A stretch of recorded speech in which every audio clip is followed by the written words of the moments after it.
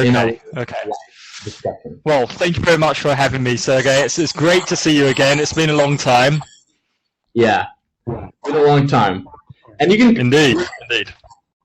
Where are you at now, presently? So I'm in London. Okay, cool. You know where I'm from, and you know, we're living like everybody else. The curse of the pandemic with lockdowns and everything else.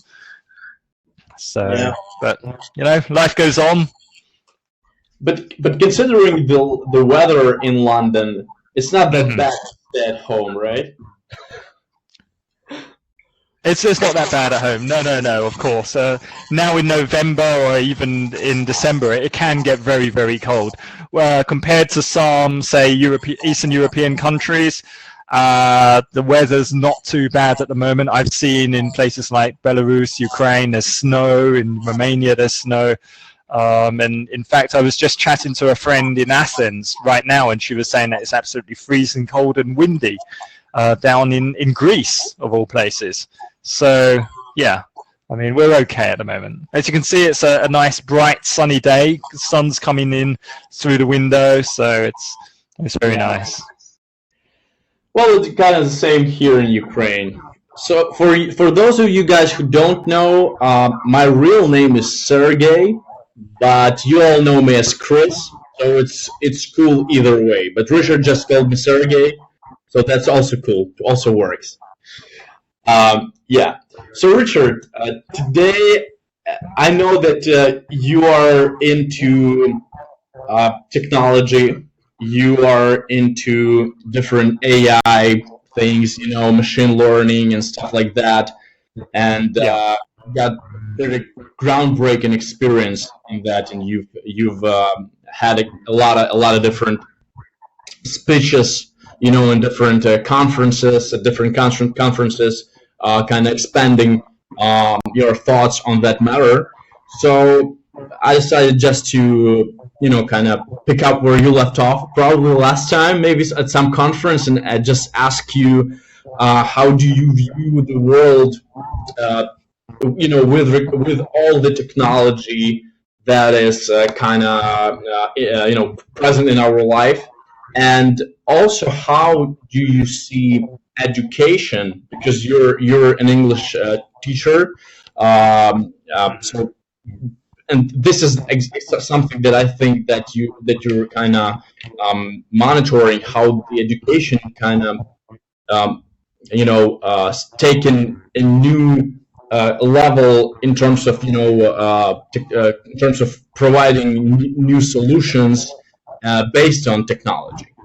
So let's start with something easy. What's the main kind of changes that you've seen over the course of last, I don't know, like couple of years, and especially with all the pandemic and people sitting at home for the last 11 months? Yeah.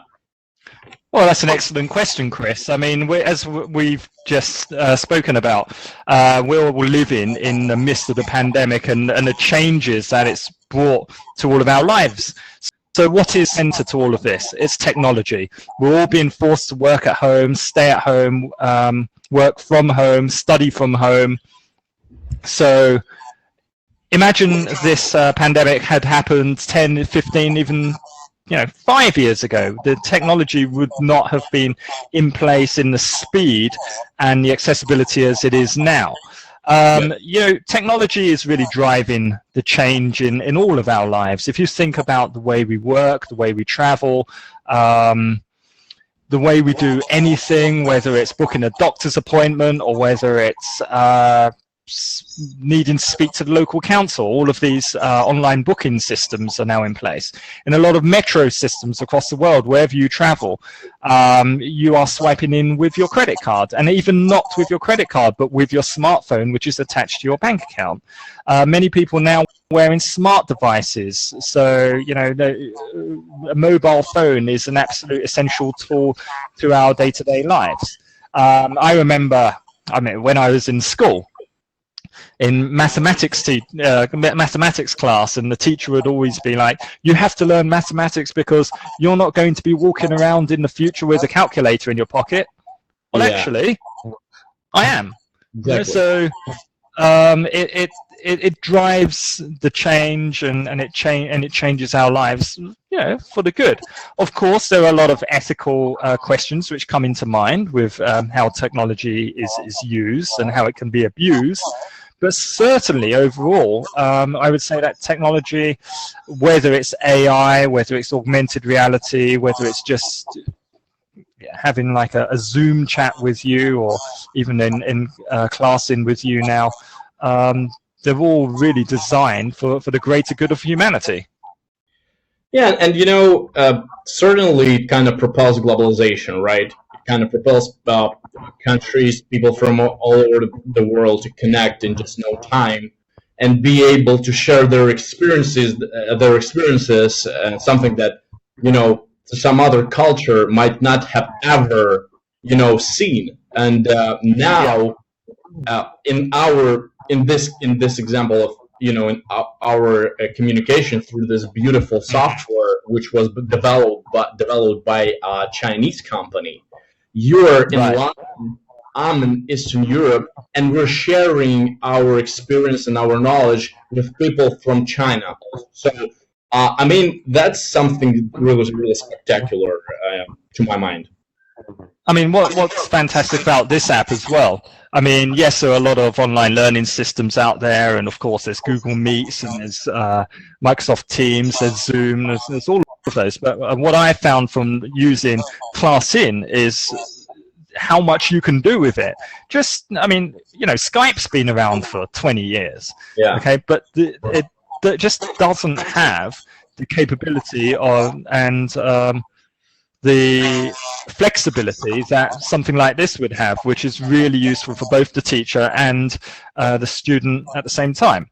So, for example, I mean, what I found from using ClassIn is what I really loved about it, which I wish a lot of other companies would integrate, would be, how you can just write over PDF, but you can still scroll through the PDF, and what you've written changes along with the PDF. It doesn't just stay on the screen, and how you can really enhance the interaction with people here by increasing the size of the screen, making yourself more prominent, moving yourself out of the way, making it more student focused, and it creates a much better learning experience. I mean, if you think about a famous phrase from Henry Ford, when he created the first Ford motor car, what did he say? It was like, if people asked me what they wanted, it would be faster horses, and that's exactly what he gave them. So that's where we see technology now in our lives. It's faster horses in our day-to-day work processes, in the way we work, live, and study. I cannot agree more on that. And I feel like this piece of technology, this ClassIn, not a lot of people know about that, but United States have not pioneered conferences, video conferences. So the pioneer of video conference tools has always been Shanghai.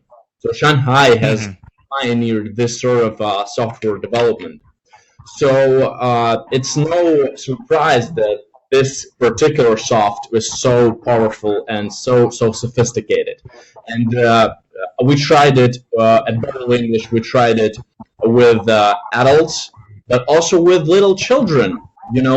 And they kind of found children from 5 to 9 years old, and they found it intuitively easy to use.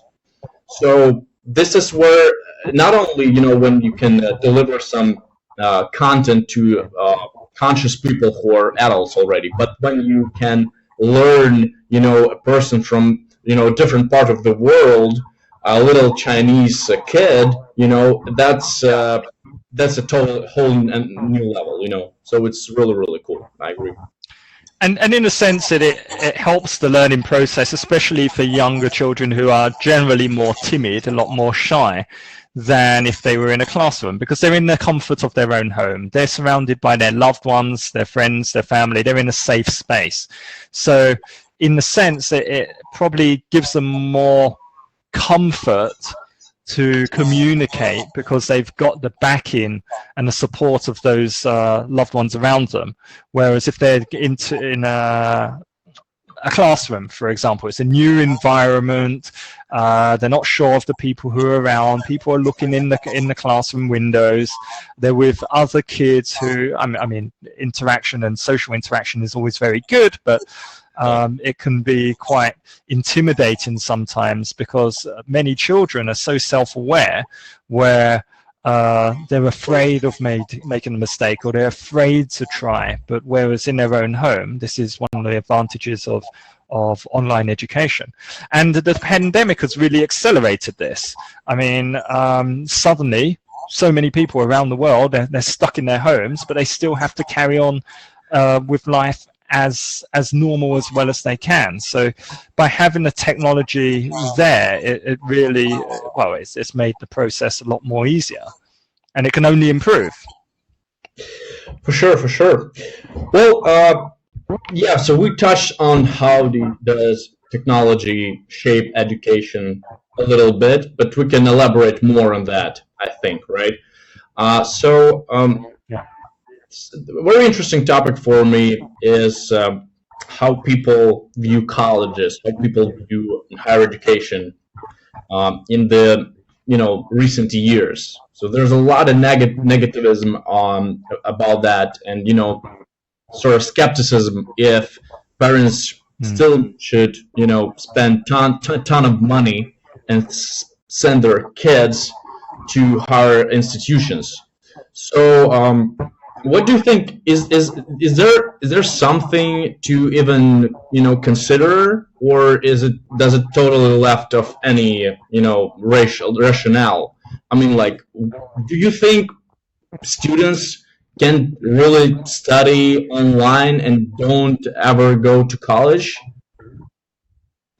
Well, I think it depends on the motivation of the student. I mean, there are a lot of benefits to being in classes in person. Firstly, if you go to university and you commit to a degree, there is a value in that endurance. Your mindset is committed to a 4-year course. Whereas if you're doing something online, then you have your other commitments, your life commitments, you have your distractions, whether it be family, children, work, whatever. I mean, of course, there are absolute benefits to online education in the sense that it can be very flexible. You can choose what you want to, and in many cases, these courses are much cheaper, if not free. I would certainly say that I'm more of an advocate for face-to-face learning, attending a fixed program, but I'm not saying that learning experience can't be enhanced with technology. So whereas, say for example, there is a natural disaster, where there is a pandemic as we're experiencing, that the technology is always there, but also when you talk about experiential learning, that the implementation of something like augmented reality could be a great learning tool, where a student could put on an AR headset and they can be in a virtual classroom. Now, I know that Microsoft Teams have just incorporated a kind of classroom setup where it's very funny, where rather than having individual square screens of the young children, it actually takes out the faces and it puts them in rows as if you're the teacher speaking to lots of children together in a classroom. But if you go one step above that and you integrate that into AR, and then you get the reverse perspective of the students as well, that they can be in the comfort of their own home. So like I said, before, they're surrounded by the comfort of their home, with their family, etc. But they are also at the same time integrated and attending that online virtual class. Yeah. Well, educational kind of institution can take a page from Netflix book. So if you want to watch a movie now, you can use your VR set. You'll see yourself like sitting in the pretty much a cinema setting, and it kind of gives you this sort of goosebumps or something.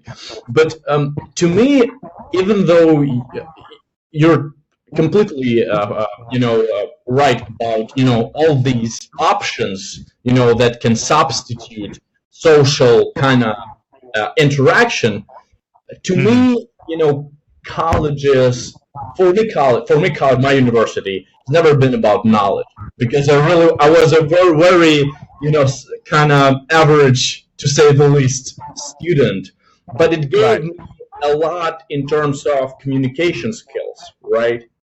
And I think there is something that virtual classrooms just cannot give you. Even though you see people, you just cannot scan their emotional intellect, right? So you can exchange the IQ, but you won't exchange EQ, emotional intelligence. Of course, of course. Where it's more immersive, there's more learning, definitely. Yeah. I don't know. For example, I mean, you imagine you are my English teacher, and I go to your house or your school. The way you would interact with me upon entering your house or your academy would be completely different from how you greet me in an online environment. Being together in person, you have that heart sense. You can get a much more stronger feeling of how a person is with another person, with the way they talk to each other. There's a chemistry, which is very important. You just don't get that with online learning. So the environment, it really substitutes the nuances of the language and how the person is communicating. Yeah. So little things matter, but absolutely. But in general, and I also think that it depends on the personality, because different. Maybe I'm not totally completely accurate on this, but I think that different nationalities got different kind of traits, right? And why I've chosen China to be the market that I'm targeting, and people who I want to help learn English, that I think that it really kind of complements this way of learning, complements or suits the some of the just personality kind of traits that they got. And I think that this is exactly right, that some of us just feel totally great and awesome and comfortable being around people, but some of us just they start to go inside of themselves. They kind of don't show their best selves in social kind of gatherings, and this is where online learning really kind of is the best. It's the best. Right, of course. Yeah, you're absolutely right, Chris. I mean, a teacher still needs to build that relationship with the teacher, and they still need to learn about the student. And of course, depending on the culture, some people can be much more open and more external with the way they express their personality. In other cultures, they can't. But the great thing about this is that, like I said, students are working from a safe environment. And I'm not saying that it doesn't take time for trust to be built. Of course it does. But I think like this, that reaching from zero to somewhere is much, much quicker than if you're suddenly forced to stand in front of a complete stranger. So what's your general advice? Like, if there is like a person who wants to start from the bottom, right? And they want get to some solid, at least comfortable level speaking English. So what would be this ladder should they go about it? In terms of learning, Yeah, like in terms of wanting to study. Yeah, I mean, like, do they need physical school first, or can they go to online, kind of schools from the beginning? What's your take? I really don't think it matters. I mean, it all depends on the person and how they feel that their learning style best suits them. I mean, some people prefer online classes. Some people absolutely detest them. Some people just hate them. Some people prefer to have a face-to-face teacher because they feel that it puts them into that environment. I think a common fallacy is that the learning is going to be different. No, I mean, the teacher is still the teacher at the end of the day. So they still have their experience, their qualifications, etc. So from a teaching perspective, teachers shouldn't charge any less online, especially now the pandemic calls for it.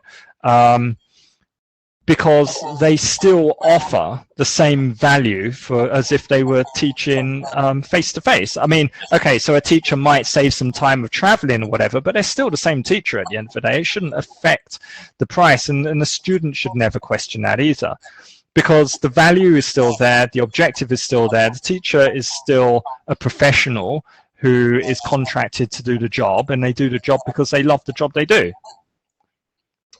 So again, so to come back to your question, really, is doesn't matter. Find what suits you. Yeah, and you can only find by trying. So those guys who are listening to this stream and watching to the stream, you gotta try things out, and don't be afraid to, test things, and also leave. Drop, anything that doesn't suit you, because I especially in entrepreneurship, I see so many people starting something and they're just sticking to what they've started because it's, they cannot, afford to go away. Even though it's totally understandable that it's not theirs, it doesn't drive them.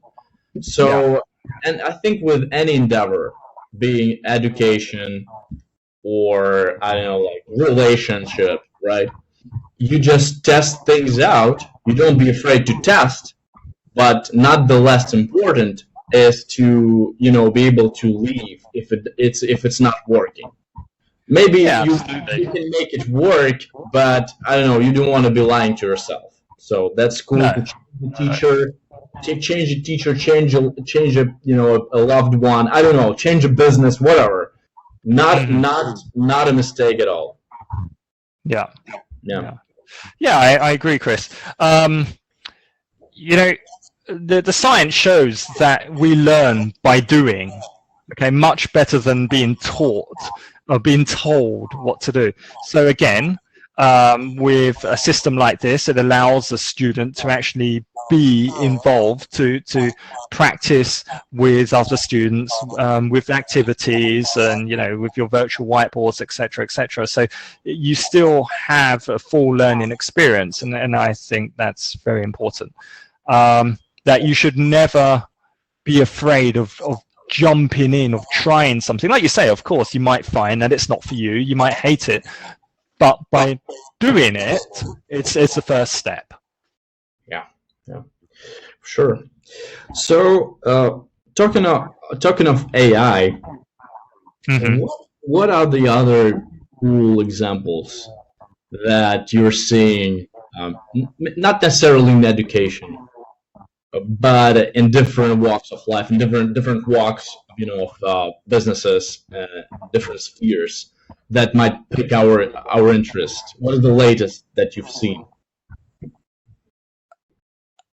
Okay, so I mean, if we talk about medicine, for example, I mean, we're finding that there are a lot of AI algorithms or AI data sets which are created with hundreds and thousands of scans, say, of cancerous cells or whatever, which might not, when a patient undergoes an investigation, from the human eye, from one or two doctors, they might miss it, but at least with the integration of AI, it gives the doctor a value to say, actually, there is a high risk or a low risk of this person developing whatever it is they're looking for.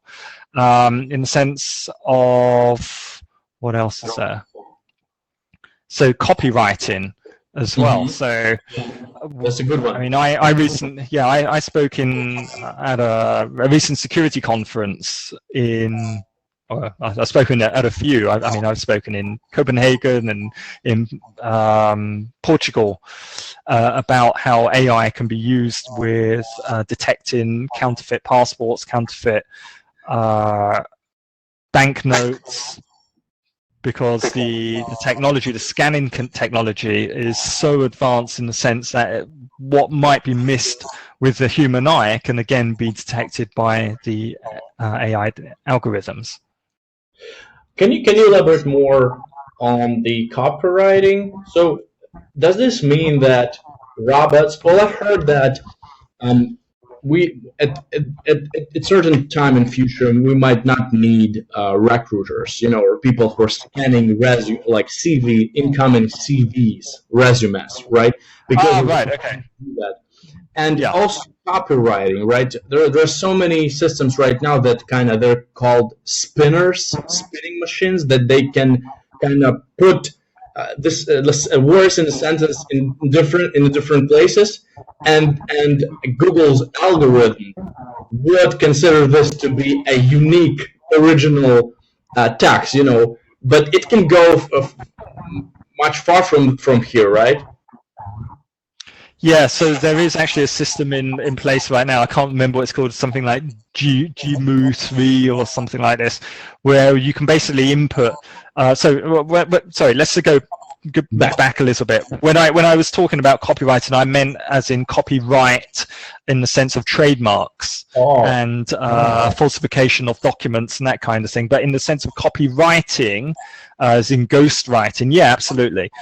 So like I said, there is a system in place now where you can input the idea of what you want to talk about, and because of the machine learning, it can just automatically generate a text up to the value that you want. So if you want 100 pages or a 2,000 word document, whatever, talking about, I don't know, the gestation period of elephants, it will do it.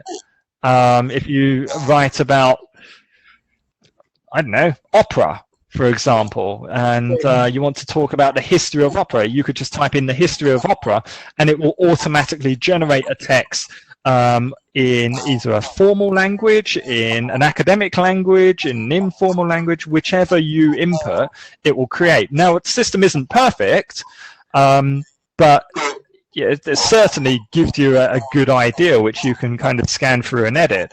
I think the Guardian newspaper in the UK actually printed an article which was just completely written by a computer. The input was, write about this,